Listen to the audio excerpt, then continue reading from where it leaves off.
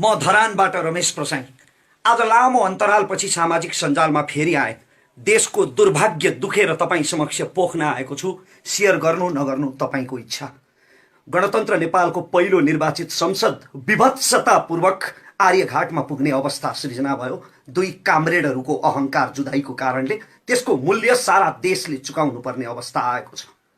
आज लोकसेवालाई सामान्य ज्ञानका लागि एउटा प्रश्न उपलब्ध गराउन चाहन्छु। जीकेमा राख्न काम लाग्छ। लोकसेवामा नेपालको इतिहासमा नाट्य सम्राट बालकृष्णसम्मका पालादेखि आजसम्म रचिएको सबभन्दा निकृष्ट, सबभन्दा भद्दा, सबभन्दा खल्लो र घिनलाग्दो नाटक कुन हो? त्यो नाटकको शीर्षक हो वाम एकता। एकअर्काका चिर शत्रु केपी ओली र प्रचण्डले नक्कली अङ्कमाल गरेको त्यो दिन नेपालको राजनैतिक इतिहासमा काला अक्षरले लेखिनुपर्छ। त्यो एकता थिएन, केवल नौटङ्की रहेछ। सोझा साझा निमुखा जनतालाई, सर्वहाराहरूलाई स्थिर सरकार र विकासको सपना देखाएर, लाटालाई पापा देखाए जसरी आश्वासन देखाएर झुलाउन भुलाउन षड्यन्त्रकारीहरूले रचेको नौटङ्की थियो। त्यो एउटा स्वार्थपुञ्ज थियो। माधव कुमार नेपालको पार्टीको वरिष्ठ भइकन पनि आफ्नो नेतृत्व खोसिएको कुण्ठा, वामदेव गौतमको पार्टीबाट एक्लिएको हिंताबोध, झलनाथ खनालको पार्टी कब्जा गर्न नपाएको प्रतिशोध, अनि यी सबैका संयुक्त अस्त्र बने पुष्पकमल दाहाल प्रचण्ड।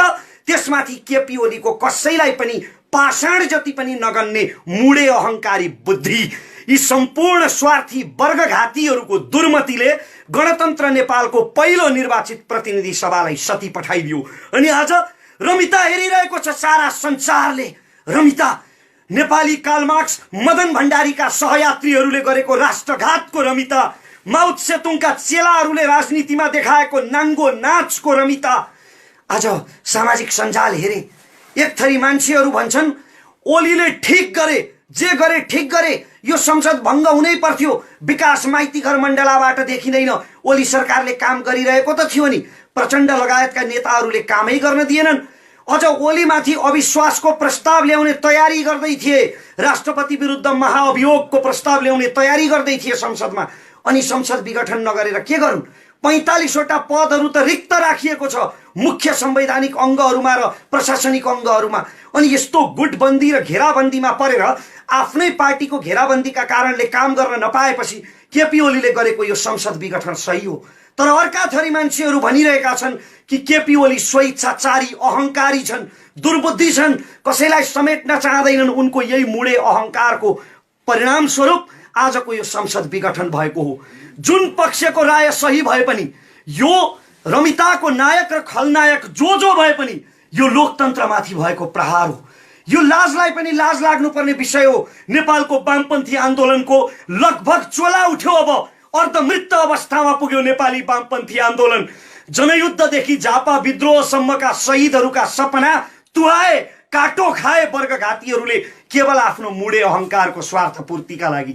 सर्वोच्च अदालत एउटा अन्तिम विकल्प हुन सक्थ्यो यो निर्णय रोक्ने, यो लोकतन्त्र विरोधी निर्णयलाई उल्ट्याउने। तर सर्वोच्च अदालतका प्रधान न्यायाधीश श्रीमान चोलेन्द्र शमशेर राणाको चरित्र र पछिल्लो रेकर्ड हेर्दा यो निर्णय उल्टिने कुनै सम्भावना देखिँदैन। आज मलाई मदन भण्डारी कमरेडको एउटा आदर्श वाक्य याद आइरहेको छ। कमरेड मदन भण्डारीले भन्नुभएको थियो कि यदि हामीले राजतन्त्र फाल्यौं, राजतन्त्रको उन्मूलन भयो, तर राजतन्त्रको उन्मूलन भएर पनि जनताको जीवन स्तरमा कुनै परिवर्तन आएन भने, व्यवस्था अवस्था र प्रणालीमा कुनै परिवर्तन आएन भने हामीले गणतन्त्र प्राप्त गरे पनि त्यो उपलब्धि निरर्थक हुन्छ। आज मदन भण्डारीको त्यही वाक्य ढुङ्गाको अक्षर साबित भएको छ वर्गघाती स्वार्थीहरूको चरित्रको कारणले गर्दा। यसो भनेर म राजतन्त्रको समर्थन गरिरहेको छैन, गणतन्त्रको विरोध गरिरहेको छैन, किनकि लोकतन्त्रको विकल्प सुधारिएको लोकतन्त्र मात्रै हो। 2-4 वटा बाँदरले खेत मासे भन्दैमा जंगलमा आगो लगाउन मिल्दैन।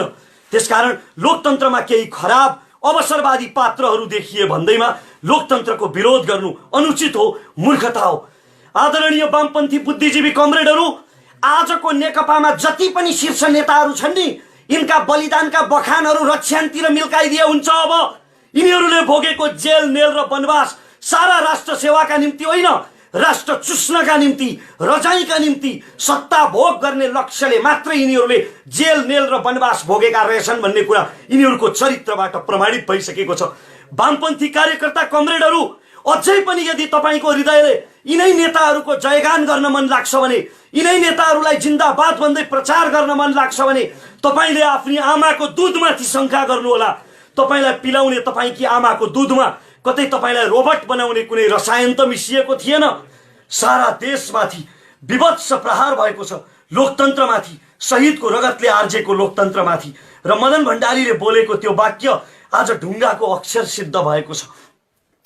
मेरो महामहिम प्रधानमन्त्री कमरेड, तपाईको एउटा जब्बरे झापाली झोकमा गरेको निर्णयको कारणले, एउटा यो कुकृत्यको कारणले अब पूर्व दरबारीहरू, दरबारको रासो बासोमा हुर्केका लोकतन्त्र विरोधीहरूले फेरि लोकतन्त्रमाथि प्रश्न उठाउने अवसर पाउने भए। सिङ्गो व्यवस्थामाथि प्रश्न उठ्ने भयो।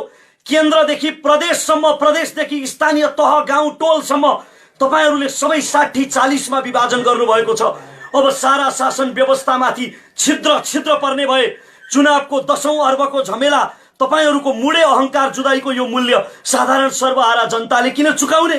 महामहिम प्रधानमन्त्री कमरेड, तपाईलाई कसम, सुखानीका शहीदहरूको कसम, भोलि आफूलाई इलाम लगेर मारिँदैछ भन्ने थाहा पाउँदै पनि आज कारागारमा साथीहरूलाई राखेर पार्टी संगठनको बारेमा ब्रिफिङ गर्ने कमरेड नेत्र घिमिरेको कसम, तपाईलाई कसम, रामनाथ दाहाल, वीरेन्द्र राजवंशी, कृष्ण कुइकेल र नारायण श्रेष्ठ जस्ता योद्धाहरूको तपाईको प्रचुर राष्ट्रभक्तिलाई प्रमाणित गर्नुहोस्। यति बेला प्रचण्डसँगको शत्रुता भन्दा देश र लोकतन्त्रको हित ठूलो हो। त्यसकारण महामहिम कमरेड, फिर्ता लिनुहोस् यो संसद विघटन।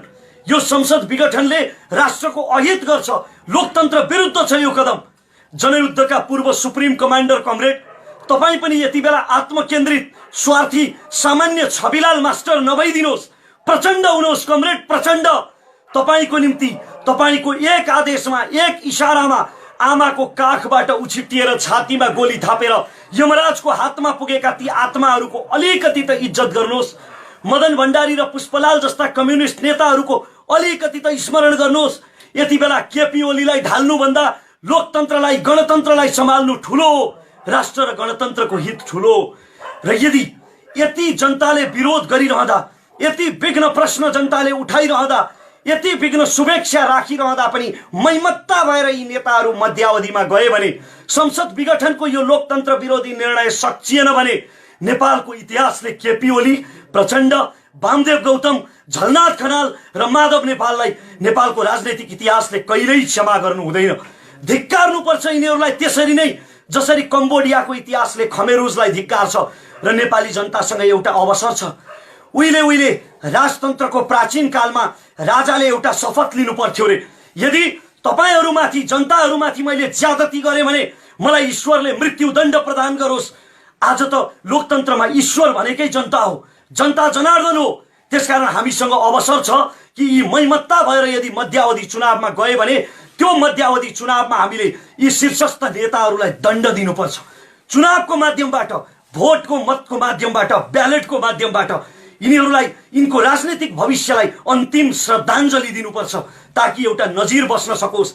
र यदि त्यस्तो भएन भने, यदि जनताले त्यो मध्यावधि चुनावमा पनि यिनलाई दण्डित गरेनौं भने, तपाई हामीले यिनको राजनीतिक भविष्यलाई श्रद्धाञ्जलीसम्म पुर्याएनौं भने एउटै कुरा प्रमाणित हुनेछ। फेरि पनि केपी ओली, प्रचण्डले चितवन, सिराहा, झापा, काठमाडौँ वा कुनै पनि स्थानमा यी आजका नेकपाका शीर्ष नेताहरूले चुनाव जिते भने एउटै कुरा प्रमाणित हुनेछ कि नेपाल भन्ने देशको भाग्यमा परिवर्तन लेखिएको रहेनछ।